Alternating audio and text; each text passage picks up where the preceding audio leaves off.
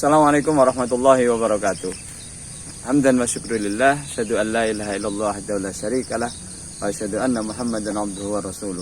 Allahumma shalli ala sayyidina Muhammadin wa ala alihi wa ashabihi ajma'in. Anak-anakku semuanya, bertemu lagi dengan Mr. Ans. Kita doakan semoga puasa kita bisa kita maksimalkan sampai akhir, termasuk di dalamnya ibadah-ibadah yang disunnahkan bisa kita jalani dengan maksimal.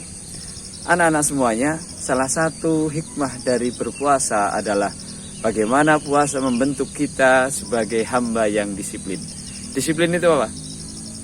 Bisa saja disiplin diartikan sebagai orang yang mentaati peraturan, atau disiplin itu adalah orang yang sudah tahu tanggung jawabnya, atau anak yang sudah tahu apa yang harus dilakukan, anak yang sudah tahu hak dan kewajibannya. Kenapa kita bisa belajar dari berpuasa?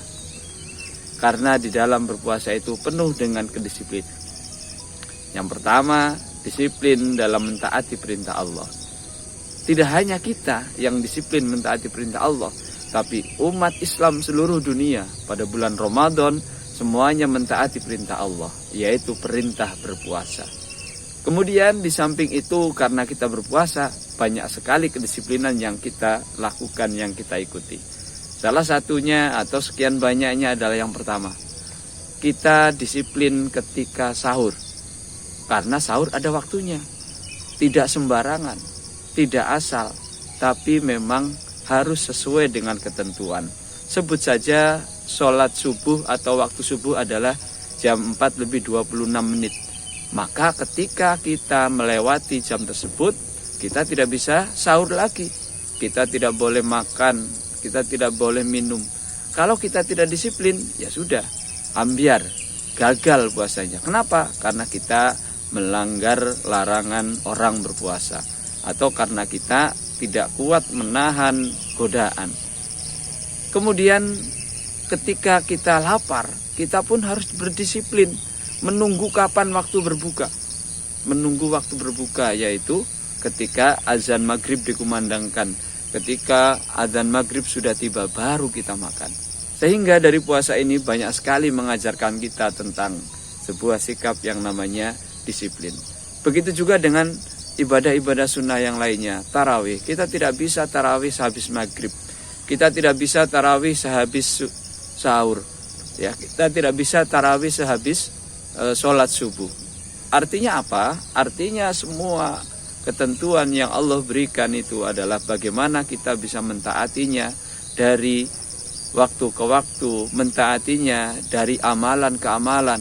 Dan yang pasti lagi kita itu menjadi orang disiplin adalah kita melakukan perintah Allah baik yang wajib dan yang sunnah dengan syarat dan ketentuan yang sudah ditentukan. Tidak asal. Kalau asal ya bisa saja, ya. Kita semau kita puasa dari zuhur sampai misalnya jam 12 malam, atau dari jam 12 malam sampai subuh, atau dari jam 12 malam sampai jam 12 siang. Ya, sama-sama puasanya, sama-sama menahan tidak makan dan minumnya. Tapi yang kita lakukan itu tidak sesuai perintah Allah, sehingga kita tidak disiplin. Oleh karena itu harapannya, selain kita disiplin dalam beribadah, mentaati perintah Allah, mengikuti syarat dan rukunnya, maka harapannya kita juga disiplin ketika sekolah, datang tidak terlambat. Kemudian disiplin dengan peraturan yang sudah ditentukan sekolah. Bila gurunya menjelaskan, mendengarkan. Disiplin untuk tidak mengganggu ketertiban sekolah.